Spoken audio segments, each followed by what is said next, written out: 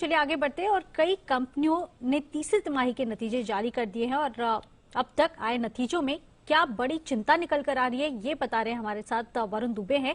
ये वरुण दुबे बता रहे हैं। वरुण बताइए, क्या ओवरऑल रिजल्ट्स तो आ चुके हैं, लेकिन चिंता की बात क्या है? मार्जिन्स एक ही चिंता है इस बार पूरे रिजल्ट्स में। अगर आप देखेंगे तो हर रिजल्ट, हर कंपनी के अगर आप रिजल्ट निकाल के देख लीजिए, सबसे बड़ी चिंता अगर किसी चीज को लेके है तो वो है मार्जिन्स। क्योंकि हर कंपनियों के अगर आप मार्जिन्स देखेंगे, और खासकर जिस भी कंपनी का अगर आप देखेंगे जो रॉ मटेरियल है वो कहीं ना कहीं कोयला, स्टील, इनसे अगर रिलेटेड है ना, तो इन कंपनीज के मार्जिन्स तो खत्म हो चुके हैं। क्यों? क्योंकि 20 अगस्त से आप देख लीजिए, इनफैक्ट अगस्त से अगर आप दिसंबर तक देखेंगे, ब्रेंट क्रूड के दाम 21% बढ़े हैं। इसके अलावा अगर आप देखेंगे तो कोयले के दाम में करीब 73% के आसपास का उछाल देखा गया है।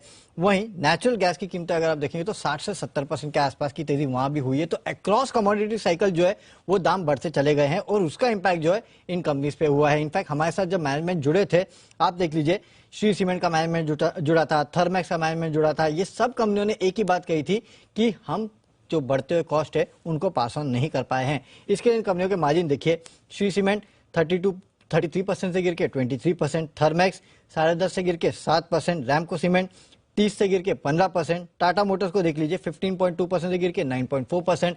जितनी भी कंपनी आप निकाल के देख लीजिए, सब में दिक्कत एक ही है और वो है मार्जिन, जिसको ये पास ऑन नहीं कर पाए हैं। इनफैक्ट जनवरी से अब तक अगर आप देखेंगे तो कच्चे तेल को ही देख लीजिए, 7-8 साल के हाइस पे पहुंच चुका है। तो आने वाला क्वार्टर भी शायद इन कंपनियों के लिए दिक्कत भरा हो सकता है। तो इस बार की जो पूरी थीम थी रिजल्ट्स की, और सबसे बड़ी दिक्कत थी, तो वो था मार्जिन्स। तो चोपड़ा साहब, क्या किया जाए? एक तरह मतलब ऐसे देखो तो बढ़िया कंपनियां कमा रही है, फर्स्ट क्लास सेल्स में, टॉप लाइन में बढ़िया ग्रोथ है, और नीचे आओ जरा देखो मार्जिन्स खराब, प्रॉफिट उम्मीद से खराब। तो अब क्या समझे इसको हम?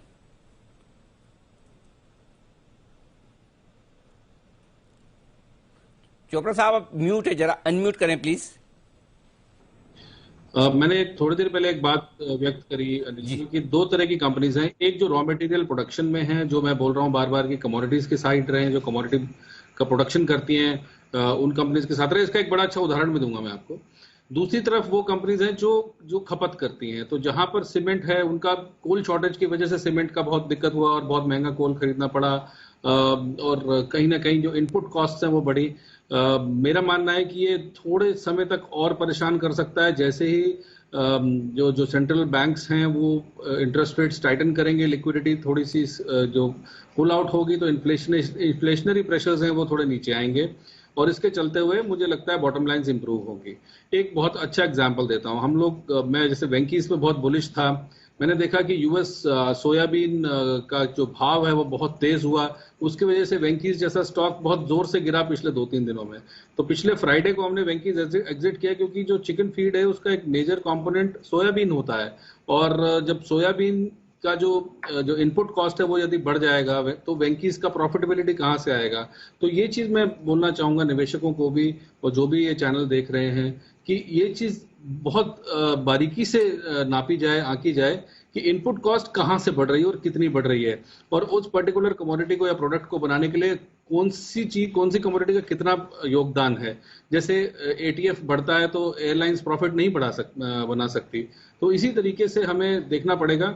मैं कहता हूं कि अगर हम लोग कमोडिटीज और कमोडिटीज के आसपास रहें, मेटल्स मेरा फेवरेट है, मैं आपको बहुत समय से बोलता आया हूं, तो chances of going wrong are very less. अगर लड़ाई भी हो जाती है और उसकी वजह से दिक्कतें होती हैं, तो chances of going wrong is less. अभी सुमित ने रिलायंस रिकमेंड किया, मुझे लगता है ओएनजीसी, रिलायंस जैसी कंपनीज हैं, ऑयल हम तेजी देख रहे हैं। तो कमोडिटी के साइड रहें, नटशेल में ये बोलना चाहूंगा।